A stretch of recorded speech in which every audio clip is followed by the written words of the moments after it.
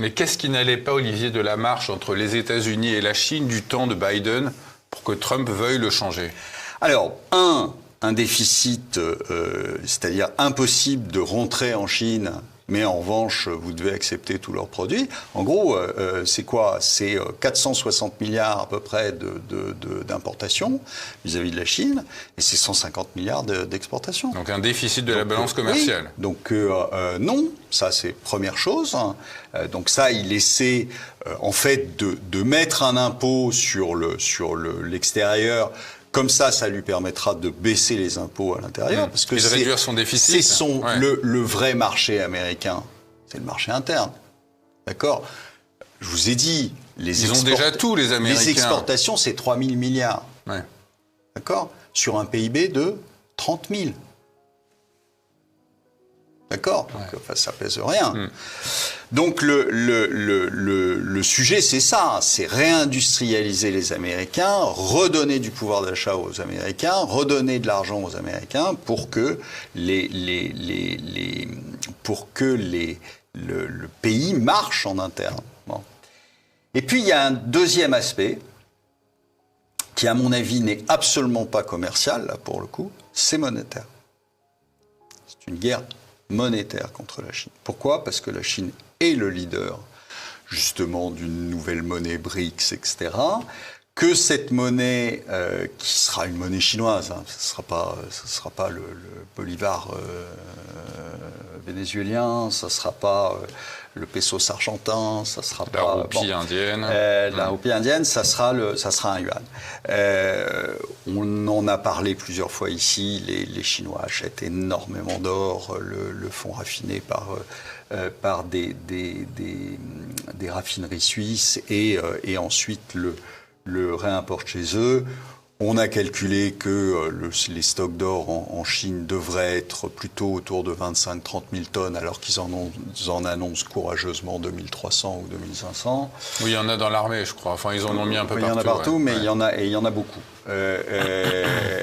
Pour baser plus tard une monnaie et la rendre convertible en or. C'est pour ça qu'on voit aujourd'hui le prix de l'or qui monte. Alors il y a une petite stabilisation en ce moment, mais qui est la répercussion de ce qu'on a vu. Ce qui est la répercussion que vous avez quelques banques centrales qui se sont dit que c'était pas une mauvaise idée d'en acheter beaucoup. Et donc vous allez avoir quoi? Vous allez avoir à terme un système qui va être un système binaire entre un yuan d'un côté, qui servira pour toute cette zone, et puis de l'autre côté, un dollar. Pourquoi? Parce que l'euro a disparu. Et c'est bien pour ça que l'économie européenne a été mise à bas par le biais de l'Ukraine, avec les Américains qui ont bien appuyé sur la tête des Allemands, par exemple, en faisant sauter Nord Stream, etc.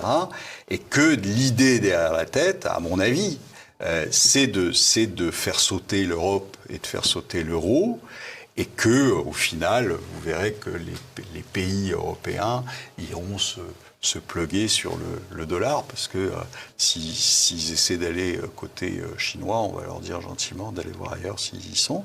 Qu'est-ce qu'il faut comprendre quand vous dites que l'euro va sauter? Qu'on va revenir aux monnaies nationales, parce que l'euro est mort, là. L'économie européenne est morte et l'euro est mort. Alors ça peut durer encore, 2, 3 ans, 4 ans, j'en sais rien. Mais l'euro, il est cuit. Est-ce qu'on sait aujourd'hui, Donald Trump est à la Maison-Blanche depuis le 20 janvier, quelle victoire il a déjà enregistrée sur le plan économique? Déjà, je vous dis, son petit passage aux Émirats, 3 000 milliards. 3 000 milliards, c'était en quoi déjà? C'était peut-être en Vatu, la monnaie du Vanuatu. Non, c'était en dollars. 3 000 milliards, c'est quand même 10% du PIB, c'est pas juste rien. Rappelez-moi, Choose France, c'est 35 milliards d'investissements. 37. La blague. La blagounette. Donc, 3 000 milliards, vous avez le fait, c'est une victoire, c'est-à-dire que les discussions autour des droits de douane et... Tout le monde est à 10% aujourd'hui, mais tout le monde est en train de négocier. Oui, donc il y aura des accords commerciaux plus avantageux à l'avenir pour les États-Unis. Mais bien sûr, et c'est une victoire. Et également, il a quand même réussi à baisser son dollar de 5%. C'est ce qu'il voulait. Oui, je suis pas sûr que ça soit un sujet. Oui, il se fiche. Souvenez-vous de la phrase de Powell qui disait le dollar c'est notre monnaie, c'est votre problème. Je pense que c'est réellement notre problème, c'est pas tellement le problème des Américains. Aujourd'hui, est-ce qu'ils ont réellement intérêt à faire baisser le dollar? Je suis pas certain. 30% pour une durée de 90 jours. Négociation. Ça s'appelle de la négociation. Il avait vendu d'ailleurs un livre best-seller quand il avait 41 ans, je crois, qui avait été vendu à plusieurs centaines de milliers, 1 million d'exemplaires, je crois. Alors sur le sujet, l'art de la négociation. Vous avez tous les crétins en France et en Europe qui hurlent contre Donald Trump en disant que c'est de la folie, etc. Qu'est-ce qu'il fait? Il fait une discussion de marchand de tapis. C'est-à-dire qu'il vous colle des droits de douane qui n'ont rien à voir avec la réalité, peu importe. Il a dit 200, il aurait pu dire 300. Ouais. On s'en fout, c'est pas le sujet. Ouais. Il vous réveille, il vous dit attention, là, on va pas parler de la même façon que mon prédécesseur, etc. Mais pourquoi il fait ça? Pourquoi il doit le faire? Pourquoi, de son point de vue, il doit le faire? Mais parce qu'il veut, il veut réindustrialiser les États-Unis, qui ont perdu aussi, comme tous les pays occidentaux, et il veut arrêter la Chine, parce que la Chine, pour l'instant, on lui a tout donné, et il nous inondait de leurs produits, et il n'avait rien. Là, aujourd'hui, il a 30%. Bon, il va récupérer quoi? Alors, en fait, tout le monde est axé sur la Chine.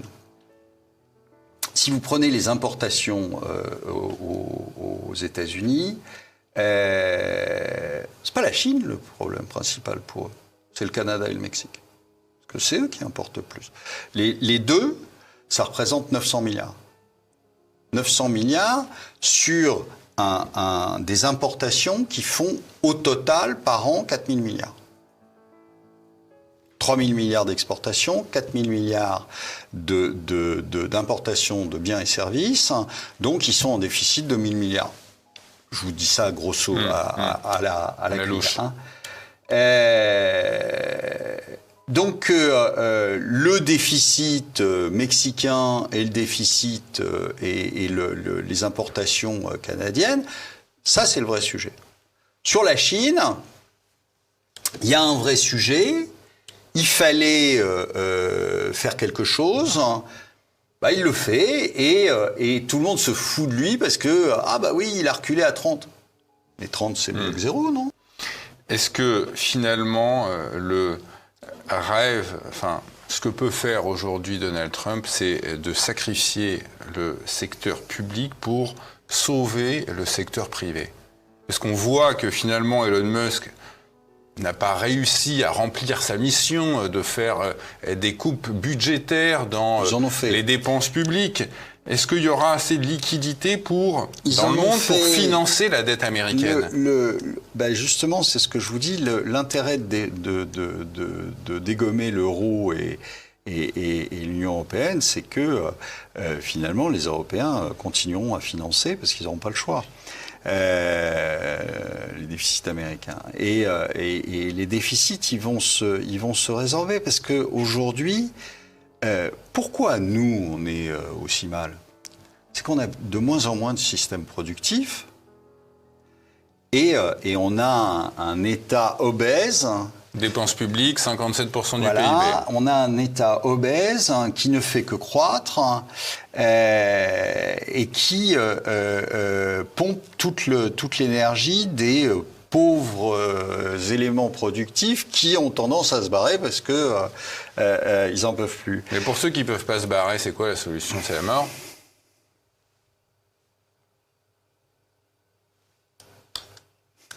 Je dirais pas plus loin. Donc, c'est ceux qui font partie des 65 000 faillites par an. Ouais. Donc, en fait,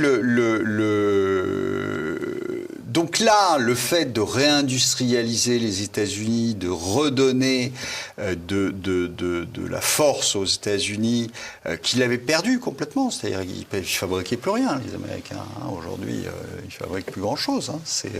Alors, ils ont comme disait Charles Gave, ils ont les bureaux d'études, hein, mais après, c'est plus chez eux que ça se passe. Donc là, ils sont en train de réindustrialiser. Quand ils auront réindustrialisé, en fait, le poids des productifs va réaugmenter. Je pense qu'ils vont quand même faire des économies assez importantes sur leur partie improductive. Ouais. Et voilà. Alors, moi, je suis incapable de vous dire aujourd'hui si ça va réussir. Ouais. Peut-être que ça ne réussira pas. Mais au moins, il aura essayé. Ce que nous ne ferons jamais. Ouais.